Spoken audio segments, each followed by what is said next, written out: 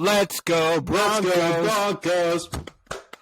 Let's go Broncos. Let's go Broncos. Yes, all right. Welcome to the Donk and Dreamy show. I am Donk. This is Dreamy. Our real names are Spencer and Jordan, respectively, and we're just two Broncos fans Celebrating life right now. Celebrating. I've got my Champions blend whiskey from Breckenridge Distillery, and I got special edition bottles they got, and oh man! And I got my 7-Up ginger ale. Spencer, cheers to a Broncos victory. Cheers, everyone. Cheers. Yes. All right. So let's get right into it. Why not? All right, Jordan.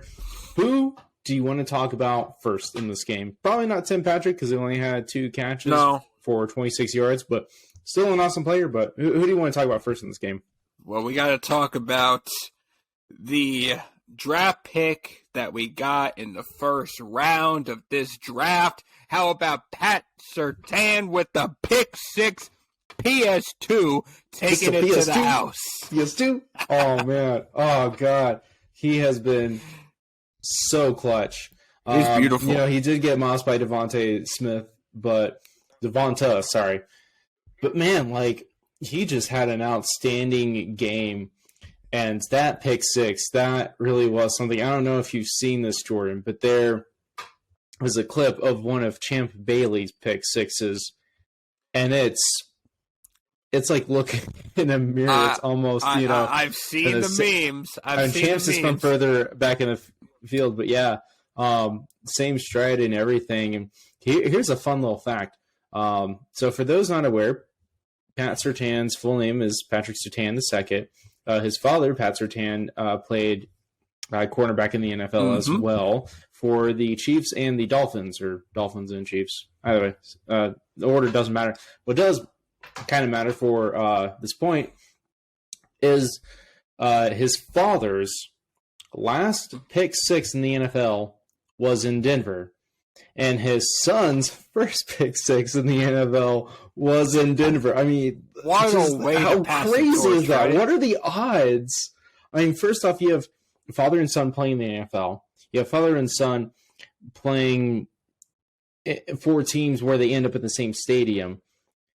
Well, not the same stadium, I don't think, because Mile High was built in 2001. Is that right? Invesco, I believe, was built in 2001, to my knowledge. 2001. Yeah. Okay.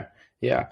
So not exactly the same stadium, but yeah, just it's so freaking crazy. And I mean, Patrick Surtain, the second, absolutely understandably, already looks like a veteran. Like, he looks like he's been doing this for years. He's got that composure. He's got not necessarily the play on the field. I'm not saying that he's playing like a true veteran yet. He's still, of course, obviously trying to get with the speed of the game. He's doing it much more quickly than most other rookies, from what I can tell.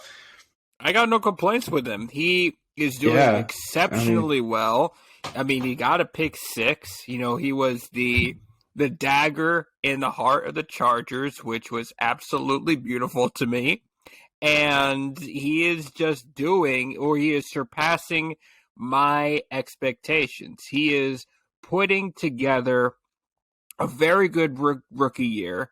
You know, I know that rookie of the years and tend to the offensive players, unfortunately. They're not necessarily defensive, but you know, if there was a defensive rookie of the year category, and correct me if I'm wrong, but he definitely deserves, some consideration, a nomination, because the kid is just, he is something special.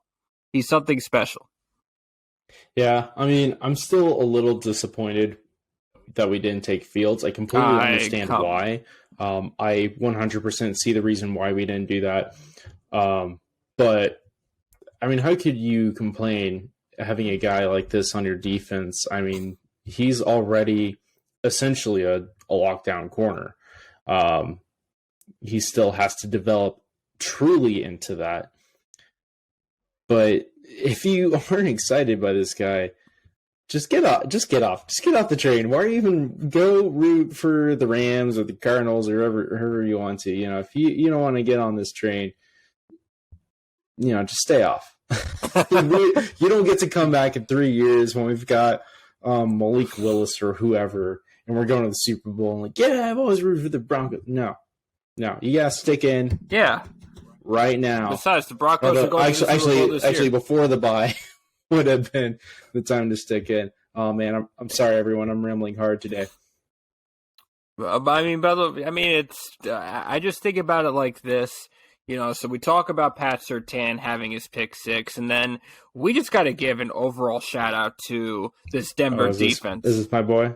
Oh, sorry, the whole defense. Yeah, we got absolutely. I thought you were gonna say Javonte. Yes, oh my yes, God! Absolutely. In his best game of the season. Here's a fun fact: he led the game in total yardage. Period. I mean, with the exception of the quarterbacks, but rushing and receiving yards, he led everyone that was on that field. And I mean, I was excited for this kid when I think if you haven't gone and watched his college highlights against Miami, you should definitely do that. I was doing that right after the draft. I'm like, okay, who's this guy that we took? And I'm like, this guy is unbelievable. And I'm watching him Sunday. I'm like, this guy is unbelievable. You can't tackle him. That big run, I think it was like 33 yards or something like that, that he just went down the sideline. The awareness of not going out of bounds.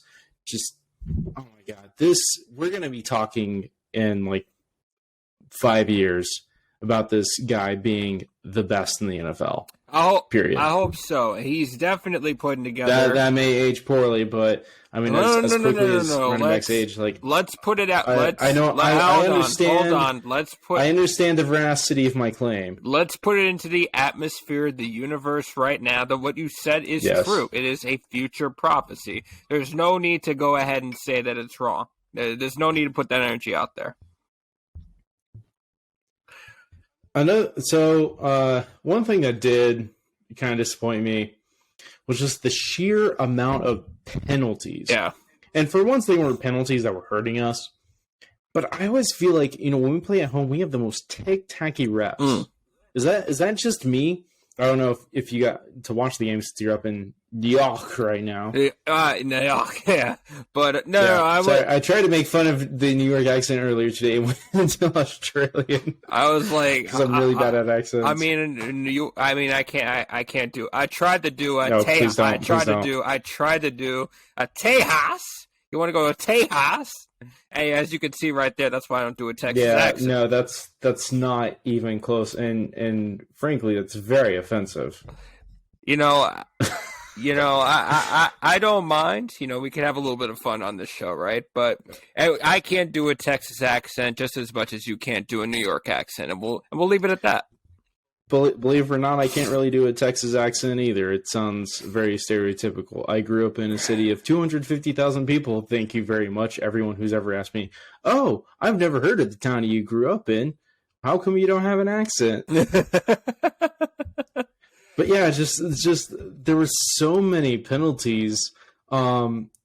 And at least you could say they kind of balanced out. I didn't really feel like they favored us. And it definitely felt like the Chargers were getting them more often. But, we got a couple of our own penalties that really broke our momentum. But, yeah, I think if we can just cut down on those penalties. Oh, Jordan, you okay? No, sorry. I wanted to blow my nose, and I don't think the audience wouldn't want to see me do that.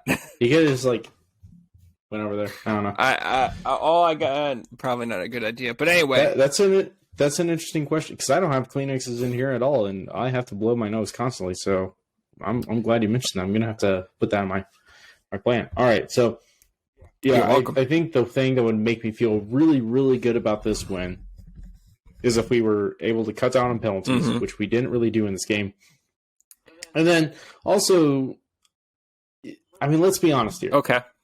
We have the Chargers number. We have always had the Chargers number. Sure. We are good for at least one good game against them, whether it's at home or away.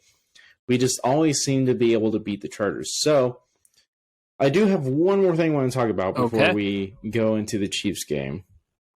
So Drew Lock played a bit of this game. He absolutely did. And for anyone that believed Drew Lock should have been at the starter at the beginning of the season, I think it's safe to say you don't think that anymore. You understand why we went with Teddy. Because for all of his flaws, he doesn't turn the ball over. No, he does not. Especially with as many dumb decisions as Lock made. So, which is like 2. So I watched as much of this game as I can because, of course, I'm from New York, and they don't like the Broncos games over here. So no.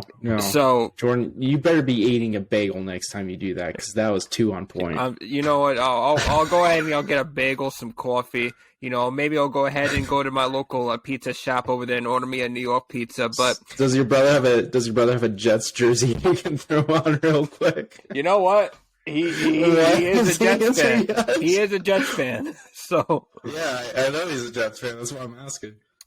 He's from the Jets side of New York. I know, and I wish everybody. I wish the Jets fans. Which you know what? More power to you guys. I have so much more respect for Jets fans than Giants fans. Really? Because you guys haven't done anything in what ever.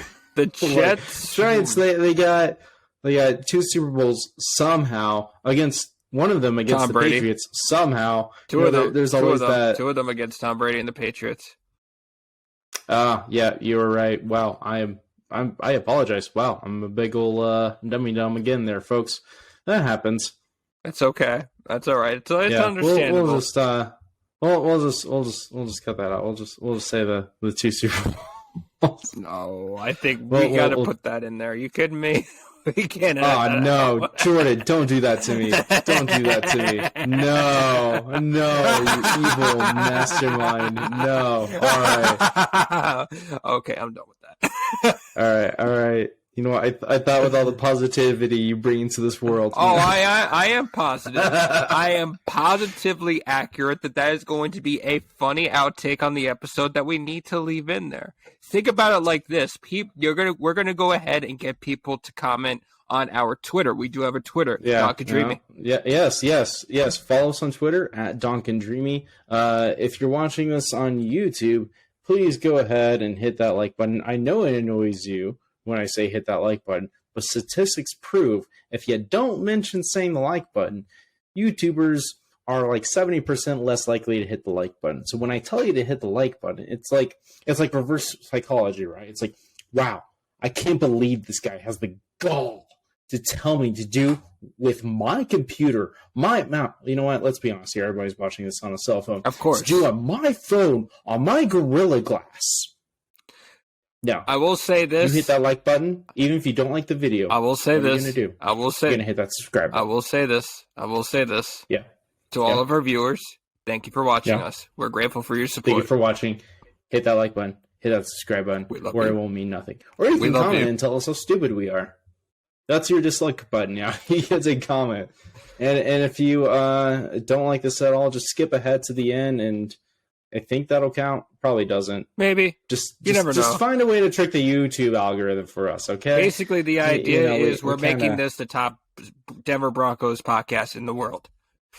Yes, in the world, not just in America, not just in Canada, not just in Germany or England. Not in Mexico. Not just in Japan, but the world. The world.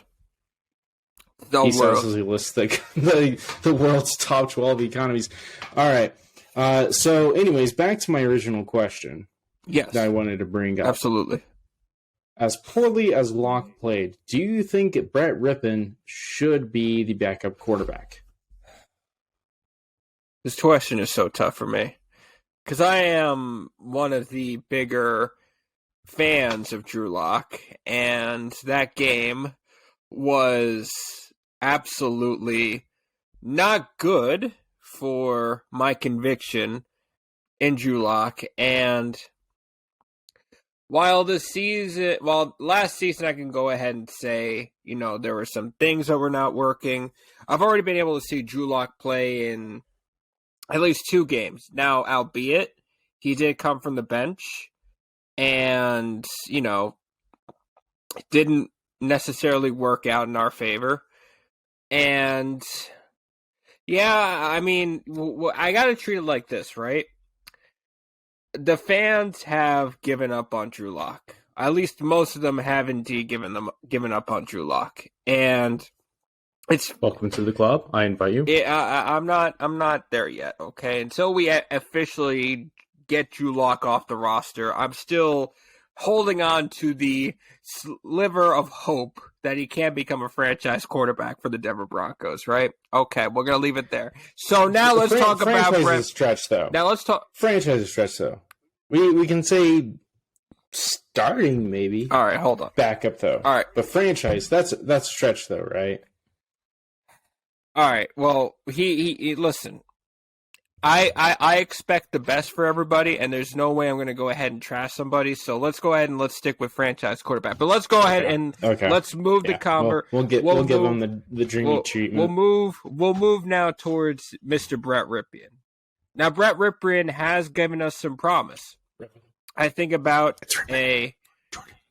Brett Rypien. Okay, it's Rypien. All right, cool. I'm just getting a confirmation from my producer right here. But Brett Rypien. Your argument. So let's go ahead and let's talk Brett Rypien. He can go ahead and get himself. I do want to see him compete though for that second position. You can't just give him the second position just because Drew Lock played poorly. That's absolutely not fair. So if I see him practice, obviously, yeah. If I see him practice that Brett Rypien is ripping these great throws, no pun intended, then we can go ahead and we can promote him to the second string. And God forbid Teddy Bridgewater gets hurt during this stretch, then we can go ahead, get Brett in there, and see what he's all about. What say you, Donk? Yeah, I mean, I definitely agree that shouldn't just be given to him. But at the same time, we've seen Rypien in a situation where he had to start due to injury, and I'm going to put a giant asterisk on this that it was against the Jets when they were coached by another giant asterisk here. If you can believe me, with being the Jets, they were coached by Adam Gase. Oh, that's a definite asterisk right there. Yeah, that definitely warrants the double asterisk. In fact, when it gets to the point where they would just have like 4 or 5 asterisks, they just go with a cross instead. That's the cross. Adam Gase coached Jets is that little cross thing. It probably has an actual name, but I'm not smart enough to know what it is. But I mean, Brett Rypien absolutely has the mind to understand what a quarterback needs to do in that situation. He just doesn't necessarily have the athleticism and or the arm talent to make it happen. But I think the decision making is the most major component of that. We've seen what a physically, for lack of a better term, handicapped quarterback can do with the mental acuity of a great one when Peyton Manning helped our team win Super Bowl 50. And obviously not comparing Brett Rypien's mind to Peyton Manning. People argue that Peyton could be OC or something. Brett Rypien's ceiling right now is like quarterback coach. But having the ability to understand, okay, we've got less than 2 minutes left in the half. We have a 14-point lead. The last thing we want to do is turn over the ball and give the opponent any sort of semblance of momentum. Sure. We don't want to do that. And not throw a pass basically to Derwin James, forcing the ball in a place where it's not going to go. Yeah, you don't want to do that. And I'm assuming now we get to that play from Drew Lock that you were referencing. Yeah. And at this point, I've seen a season of Drew Lock starting. I've seen Drew Lock come in for 2 games. I've seen him perform at a lower level than the guys coming in similar situations and or as rookies and performing better. And I'm sorry, I just don't see it. And I don't think, you could say, oh, yeah, he's a project quarterback. He just needs to be developed or needed to be developed. We're not really going to have the staff to do that. I mean, we could potentially get Brian DeBall at the end of the season, but his play calling is looking a bit suspect right now. Do we want Brian DeBall? That's a conversation I want to clog up a mid-season episode with. Sure. But yeah, that's basically where I stand on Drew Lock. I've seen enough. I don't see the potential. I don't see why we need to continue wasting game time on this guy. I mean, I cannot say that Drew has been overall impressive this season, even with his bench coming from the bench. He is, when Teddy Bridgewater went down against Baltimore, he played, for lack of a better word, just not. It was awful. It was awful. Sure. It was awful. Okay, we'll give you that. We'll give you that. No lack of a better word there. There is a word, and it's awful. Yeah, no lack of a better word. Just like he played against the Chargers. Like, we ran just all running plays when he was on the field. Pat Shurmur clearly didn't trust this guy to throw the ball and not turn it over. No. That says a lot to me. So this is a guy that says sometimes you don't score in the first half, and he's not letting Drew Lock actually handle the ball. So it's clear that Drew Lock is not someone that or to Broncos country, because I have hope for him. I really do. I am playing my dreamy perspective on Drew Lock, that I do have hope. So, again, what it's going to come down to is we need to see what happens in a couple of practices. Thankfully, Teddy Bridgewater is still leading this team right now. He has led him to a 6-5 start, which I will remind everybody is the best start in Denver Broncos history under the tenure of a Vic Fangio. There's the caveat. Yes. The guy who didn't win in September until now. But hold on. Let me establish something here. What do you mean by, let's see a couple practices. Are you saying, if Teddy is healthy, if he's practicing? Are you saying that Drew Lock was underperforming because he didn't have any actual reps in practice with the first team? I mean, at this point, he's still not going to get any reps with the first team because Teddy Bridgewater is our starter. More so, if I'm going back to that conversation between, do you put Brett or do you put Drew as that second string? Yeah. But my opinion is, do we look at Brett being the second string? And, we don't see these guys in practice, so maybe there's, it just doesn't show up there. Because like I said, Brett Rippon just doesn't have the same arm talent as Drew Lock. That's really the main thing. Yeah. All right, so let's go ahead and move on to the next topic. I think we've spent enough time on that. That's really more off-season stuff. Hopefully stuff fit for last off-season, not this off-season. By the way, ladies and gentlemen, if you want to hear a hilarious outtake of Spencer telling us that the Chargers were going to blow out the Broncos, go ahead and check out our previous episode. Oh, yes, that is right. I did say that. Yes. And I am happy to admit that I was wrong. And I love being wrong. I actually do. Being wrong is fun because that means that you learned something new and you get a chance to improve as a person. I'm going to take this opportunity to improve as a person and not have my Broncos bobblehead facing the wall for another week. So I have a bobblehead at home, and when we win, he's facing out. And when we lose, he gets turned around and he faces the wall. And for the bye week, I thought, you know what? He gets to face out. Last season, I had him facing the wall because we were losing, and I just, I didn't see it fit for him to face the real world. But during our bye week, he got to face the real world, and right now he's facing the real world, so it's great. but he might be facing the wall again. Not. We are facing the Chiefs. No, he's not. The Chiefs are 7-4. Andy Reid is 19-3 after the bye week as a head coach. That's a pretty discouraging stat. Also, for those of you who watch That's Good Sports, I'm sure you do if you're watching this podcast. I'm sure we're going to get associated with that algorithm if we're lucky. But, he has a curse for his power rankings, and we happen to get struck by that curse. So, Jordan, I already know what you're going to say about this game, so let's not state the obvious. I will say, though, this is the kind of game where everybody says we're going to lose. It's like the Cowboys game. Everybody, except you, was saying we're going to lose. I'm going to say still that we're losing this game.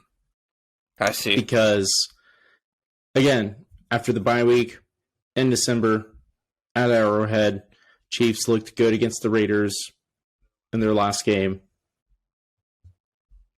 I think it will be a close one, but it's going to be another heartbreaking loss to the Chiefs for the Broncos, and that really, really sucks. Because it's not so much that I don't like losing to the Chiefs. I just don't like losing in general, and having a streak this long against any singular team is just painful for me. Absolutely. The fact that it's a divisional opponent, triples that. Jordan, let me go ahead and ask you for your dreamy take on this game. Spencer, Donk. I understand your pain. And that pain is I feel it in your soul, knowing that we had our struggles against the Chiefs. What if I told you that all that pain and all that suffering is ending this Sunday?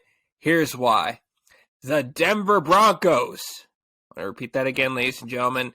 The Denver Broncos are beating the Chiefs in Arrowhead Stadium this Sunday night, and you, my favorite fan base in the world, my loyal Broncos country nation, our Broncos country nation, I should say, are going to enjoy the dethroning of the Chiefs Sunday night, and the Denver Broncos are going to claim supremacy in the AFC West as we take first place in that division, or if the standings tell us no, we'll go ahead and do it the next week. But know this, it will be a Broncos victory.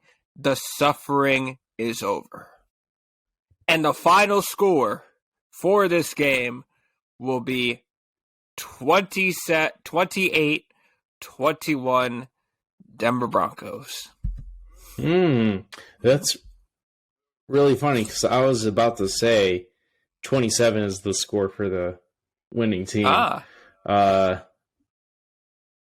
think 27-21 is I don't know. That's an interesting score there. I'd probably say like 24-23, something weird like that. We always seem to have really weird games because last time we played them, we were up by 9 at the half, which was so strange. Drew Lock led Broncos, by the way. By the way, I love Drew Lock. Yeah, but now this is I know. Terry and then we lost Bridgewater. that game because he kept freaking turning the ball over. All right, that was then. This is now. Anyways, this is now. We're playing on Sunday Night Football, and yeah, I mean, this is it. This is the game that when you're in the off season, you can have any take you want on the Broncos, and it does not matter at all if the outcome of this game here comes out the way you don't want it to. The Chiefs have been a thorn in our side. They have been the team to beat in the NFL. And we have been the team that they have been, we have been, you're probably going to kill me for this, Jordan. We have been the Jets to their Patriots. A team that they just spank on. Don't start this with me right now. Don't you? Well, they seemingly dominate. Now that is on. Hold on. I'm going to quantify this. Don't worry. Okay. Now, Pats and Jets is the extreme end of that scale.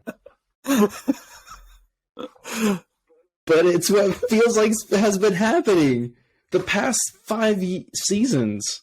We've just been getting embarrassed by this team, even really before they had Mahomes as their starter. And it's gotten even worse with Mahomes as their starter because now the announcers are just constantly slobbering over how great of a quarterback he is. Which, yeah, he's a good quarterback. It's just, I think if you go ask your brother what it was like playing the Patriots all those years they had Tom Brady, he's probably going to echo the sentiments I have now. I'm just tired of it. Yes. I just want it to end. Somehow, some way. And the joy that Broncos country will feel if we beat the Chiefs. I mean, when we beat the Chiefs. It's going to prompt everyone on Twitter to accuse us of celebrating our midseason Super Bowl. And I want to remind everyone that thinks of doing that. We've won a Super Bowl this decade. Absolutely. Okay? So this isn't us celebrating the equivalent of a championship. This is us, And I'll remind everybody we have more Super Bowls in Kansas City. So thank you. That is true. We also managed to actually get back-to-back championships. That's right. But it's like, you have that big item on your to-do list, whether it's a house chore or something at work, but it's just been bugging you on the back of your mind for months and months and months. Sometimes even years. Finally get it done. You finally get it out of the way. It's like that. This is the proving ground. Winning this game does not mean, nor is it in any way equivalent to winning a Super Bowl.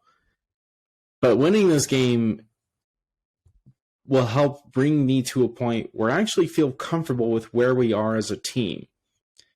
You might even be able to convince me to keep Fangio on staff, still firing Shermer, still firing McMahon. But I would at least start to entertain the idea. I don't think we should keep him after the season regardless, but that's where I stand. It's just, I think I've already said it so many times. I'm just tired of losing to the same team. I know. Doesn't matter who it is. I know, Spencer. I know your pain.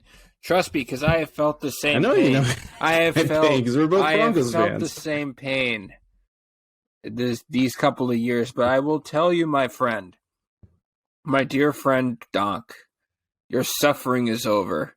The Broncos win Sunday night. That's a guarantee. Now, I do want to ask you a question, though. Do you think we're going to see the Chiefs of yonder, how they were last year and in 2019 and against the Raiders? Or are we going to see I don't care what you want. I care what you think. What you think is going to happen. Now we can hope all you want. But right now, we're pooping in the other hand. You ever had that expression? Hope in one hand, poop in the other, see which one fills up first? Right now we're pooping the other hand, okay? I want you to keep in that in mind. And we're going to see the same Chiefs that we saw the first 9 weeks of the season. Okay. Remember, Jordan, poop in the hand. I can't take you seriously sometimes, man. Okay. But I will do my very best. What can you expect from a grown man that gives himself the nickname Donk? Come on. Fair point. All right. So here's the deal. Here's the deal. The Kansas City Chiefs are turning around the corner. They're most definitely getting themselves back on track. And after the annihilation that was done to the Raiders, I foresee the Chiefs not necessarily regressing to what they were. I expect them to be kind of in that form. So I do believe it's going to be a little bit of a higher scoring game this time around, which is why I'm giving the Chiefs at least 21 points, because I do believe that Pat is going to go ahead and at least will this team to about 3 touchdowns at least. But at the end of the day, our Denver defense has also come to play. Everyone forgets the Denver defense that took the hottest team in the AFC West beforehand in Los Angeles and made mincemeat out of Justin Herbert and that Los Angeles offense. And so when it's all said and done, do not worry, Broncos country. Do not worry, Broncos nation. My mile-high troops. This is the day. This is the night. Sunday night to be exact. Sunday night will be the day that everyone in the land will scream, the Denver Broncos are back. I don't know about back, but obviously, winning this game gets us first in the division, which is exactly why I think we're going to lose this game, because we don't deserve nice things. Spencer, don't do this. But hold on. Regardless of what happens in this game, I think we will beat them at the end of the season when we play them at home. Also, here's something to consider. As up and down as we have been this season, would it not make perfect sense, making sure you had your spit bucket nearby, would it not make perfect sense for us to beat the Chiefs and then lose to the Lions? Well, Spencer. We beat the Cowboys and then lost the Eagles. It's the same thing. Spencer. The only difference is the Eagles have a quarterback that doesn't throw it away on fourth down. Donk, don't do this. All right, okay. I can accept. I have already accepted that we lost to the Philadelphia Eagles when we shouldn't have. But the 0-9, 0-8, 0-10 0-10 and 1, 0-10 and do not forget the tie. 10 and 1 Detroit. LOL Pittsburgh Steelers. 0-10 and 1 Detroit Lions beating Denver. I know I sound a little arrogant with that, but Spencer, come on, man. Show your Bronco colors. Show that Bronco pride. I'm wearing them. I've been watching them all season. I've been watching a team that's hot and cold. More so hot because we have more wins. Against bad teams, but so we're talking. So the Dallas, Los Angeles bad teams. Okay, let me write that in my book. Yes, they're bad. I was just kidding. But no, the majority of our wins are against bad teams. Sure. Yeah, absolutely. But either way, this is the prove it game. We could have already proven it by beating the Ravens and the Steelers.